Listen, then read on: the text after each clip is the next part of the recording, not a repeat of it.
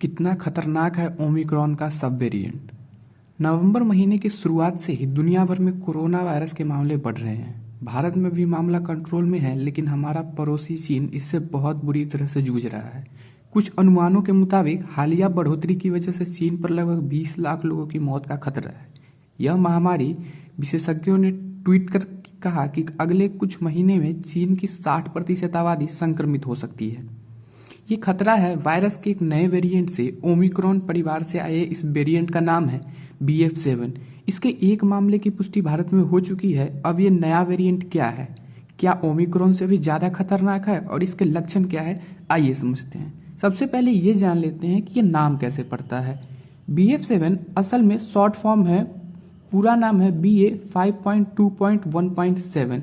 ये ओमिक्रॉन के BA5 variant का एक सब वेरिएंट है। दुनिया भर में ओमिक्रॉन के BA5 वेरिएंट के ही सबसे ज्यादा केस दर्ज हैं।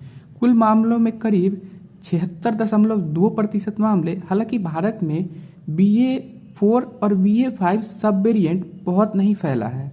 हमारे यहाँ BA2.75 के सबसे ज्यादा मामले हैं। म्यूटेशन और ये नाम का चक्कर क्या है वो भी बताते हैं। केरल में Covid expert doctor Rajeev Jayadevan ने बताया कि सब वेरिएंट पर इंडिया टुडे से बात की और उन्होंने बताया था कि कोरोना वायरस म्यूटेट कर रहा है और म्यूटेशन से कई वेरिएंट और सब वेरिएंट बना सकता है। इस प्रक्रिया को कन्वर्जेंट इवोल्यूशन कहा जाता है। इस सब वेरिएंट को BA2.75.2 या BF7 और BQ1.1 जैसे नाम दिए गए हैं।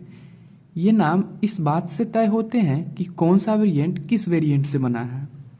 सब वेरिएंट ओमिक्रॉन से कितना खतरनाक है। चीन में जिस तरह की रिपोर्ट आ रही है उससे तो संकेत यही मिलता है कि BF7 बाकी ओमिक्रॉन सब वेरिएंट से ज्यादा खतरनाक है। इसकी संक्रमण क्षमता सबसे ज्यादा है, तेजी से फैलता है। BF7 से संक्रमित व्यक्ति 10 से 18 लोगों को इन्फेक्ट कर सकता है। ओमिक्रॉन के बाकी वेरिएंट औसतन 5 लोगों को संक्रमित कर सकते हैं। वेरिएंट का इंक्यूबेशन पीरियड भी कम है। इंक्यूबेशन पीरियड माने वायरस के संपर्क में आने और पहले लक्षण दिखने के बीच का समय। मतलब जैसे ही आप BF7 के संपर्क में आए कर सकता है। और रिपोर्ट्स तो यह भी कह रही हैं कि उन लोगों को खतरा ज्यादा है जिन्हें कोविड संक्रमण हुआ हो या जिन्हें वैक्सीन लगी हो। केरल में Covid expert doctor Rajeev Jayadevan ने बताया था ये वेरिएंट वैक्सीन को मात दे सकता है और संक्रमण के बाद शरीर के इम्यूनिटी सिस्टम को भी भेज सकता है। ज्यादा चिंता इस बात की है कि कभी भी एक नया वेरिएंट आ सकता है जिसके बारे में हमें कोई आइडिया नहीं। स्टडी से हमें क्या पता चला वो भी जान लेते हैं। नेशनल लाइब्रेरी ऑफ मेडिसिन की मुताबिक BF7 आसानी से बेअसर नहीं होता। खून के एक थक्के पर शोध किया गया। जिस व्यक्ति का खून था उसे वैक्सीन की 3 डोज ली हुई थी। मानो कि खून में वायरस के एंटीबॉडी मौजूद थे। BF7 ने एंटीबॉडीज को भरसक टक्कर दी, बहुत मुश्किल से न्यूट्रलाइज हुआ।